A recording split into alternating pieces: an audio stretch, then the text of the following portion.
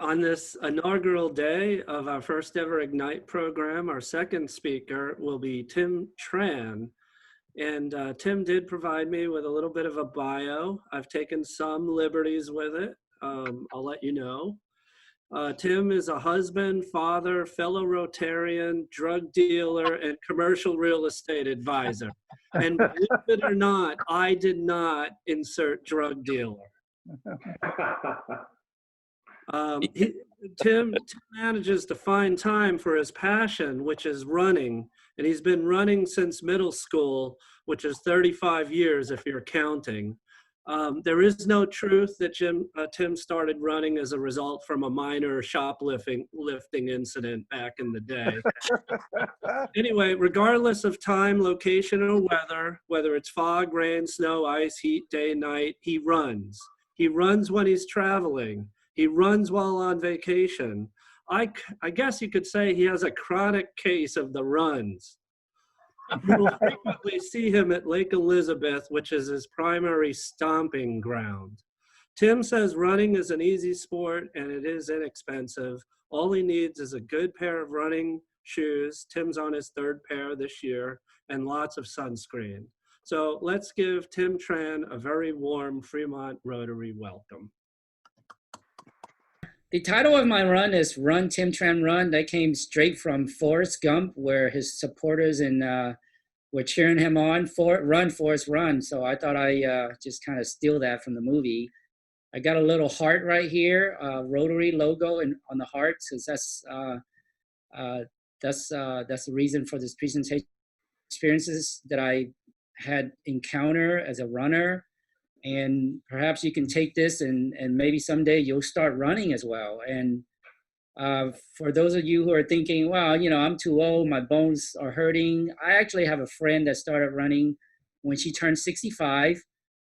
And her goal is to complete 100 marathons before she leaves this good earth. And last I checked, she's more than halfway there. So, wow. So anyway, my first point that I would like to share with you is the health benefits of running, keep up my immune system, and to maintain my weight and get some fresh air, and obviously to relieve stress and refocus. This is important because in what we do, working with different clients, there's a lot of emotions involved in negotiation real estate. So we get yelled at, we get hung up on. So running is kind of like the thing for me where I just go out and just forget about everything for at least an hour.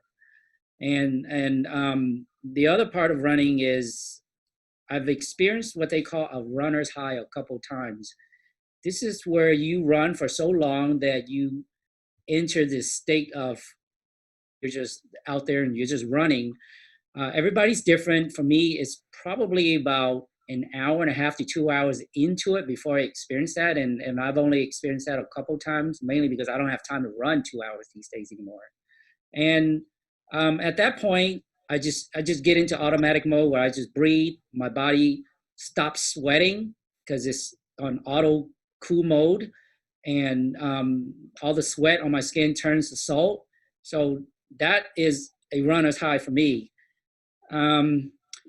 Since I was in middle school, a coach discovered my running ability and asked me to join the track team. And I did join, and I ran in middle and high school. I competed, but I was never good enough or fast enough to win a scholarship or earn any kind of a, medal. But nevertheless, I continue to run. And over the course of my running career, I've competed in some half marathons. I did run one full marathon. And in fact, I actually raised money for this Rotary Club, probably maybe 10 years ago or something like that. It was $2,500. I take that back. The money was raised for the foundation, the Rotary Foundation, through this club. And despite the fact that, I've been running all my life, all these races did require training. It isn't automatic. Again, I wasn't built to run like my friend who can run marathons easily. I actually had to train for it. So with running, what could happen to you? Well, turns out, you can get injured. I've had swollen feet. I've experienced shin splints. I had some dehydration problem that is a fault on my own, where I have a bad habit of forgetting to bring water with me when I run. I've been sunburned before, because when you're out there for an hour every day or an hour and a half every day, and it's like that every day, then if you don't put sunscreen on, it really burns you. And recently, I had racial slurs thrown at me at Lake Elizabeth, and it's probably because of the pandemic. It isn't really a hazard in a sense, but that kind of stuff does happen. So you just kind of have to be aware and be smart about your surrounding when you run. Um, Statistically, I run every day, Monday through Friday. I take the weekends off to spend with family, and it's a daily commitment that I have made to myself. And I try to work my work schedule and everything else around, just trying to be out there for 2 hours is what I set aside every day. It's 40 to 50 minutes of run time, and I like to run in the mornings if my schedule permits, or really late at night when it's nice and cool and dark. At night is nice because there's less people, and I have this app that I use to track uh, my progress. And I have Thomas Tane to thank for that, because he put me on about this run tracker app that I've been using to track my time and speed and the distance. Last point I wanted to share with you is I actually have this crazy audacious goal of running 1,000 miles in 2020. That's equivalent of running from Fremont to Albuquerque, New Mexico. That's about 1,000 miles. So how does that break down? If you look at 1,000 miles, you're like, wow, that's just crazy. How do you do that? Well, if you break it up to bits and pieces, it's actually pretty attainable. And here's how I was able to do it. So I figure if I can put in 5 or 6 miles per day, and that's 5 days a week, and I do that every day for the whole year. It works out to be 83 miles per month in order for me to meet the 1,000 mile mark. And so that is I usually do it at 5 or 6. So I would like to say that maybe that's another way to look at that, is that's almost a marathon every week. And I'm happy to say that I am more than halfway there. It's July, and I'm clocking about 580 miles so far. So I'm more than halfway there to reach my goal. It's just a personal goal that I have set for myself. It's this goal that I had.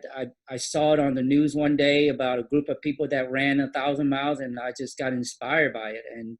And I have tried it in the past, but have failed for all kinds of reasons. You give up, and time, and just all these reasons, injuries. But so far, knock on wood, everything is looking like I'm looking to complete this goal. I want to maybe show some of the pictures of some of the races that I've run. Beta Breaker is something that I did back in 2009. I did 2 different races in 2009 and 2011. And the guy on the left here, the tall guy in the white shirt, is my running buddy at the time. His name is Jim. These characters that are dressed up, that's what Beta Breakers do. They wake up at 5 a.m. in the morning, and they go out to San Francisco and make a really crazy, funny scene. Additional pictures. Hey, who's this guy in the middle here? Between Jim and myself, none other than Art Kimber. He came out and supported me when I ran the half marathon in 2009. Unbelievable. It's been over a decade ago.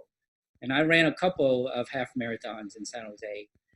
I did run one full marathon, and after that, with all the hills and inadequate training, I told myself I don't think I will ever run another full marathon, at least San Francisco anyway.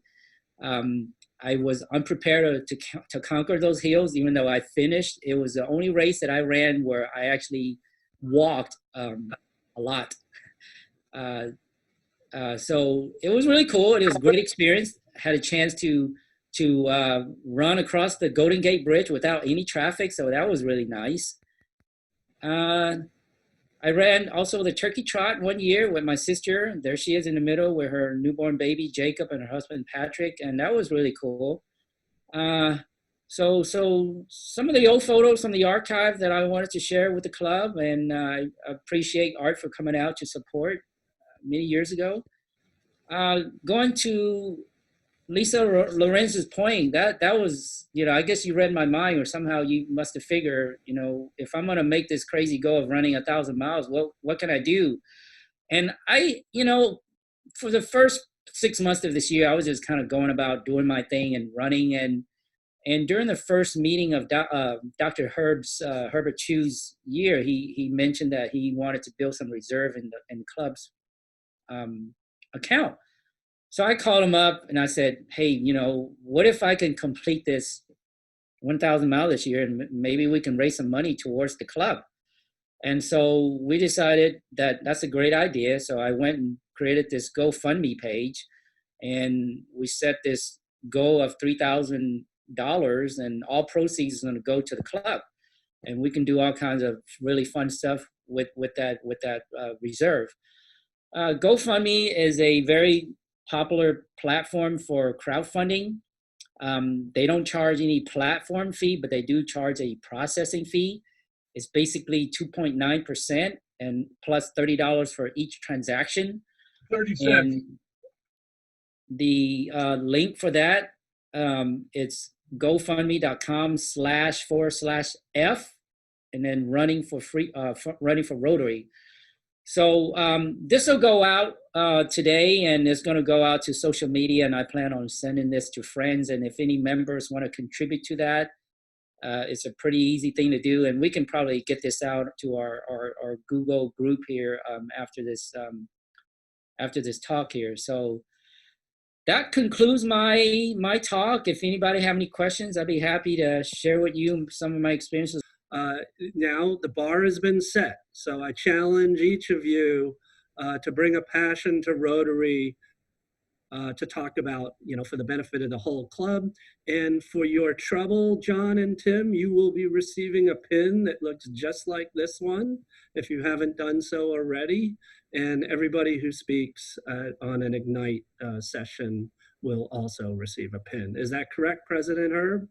Yes, it is. I would virtually deliver to you.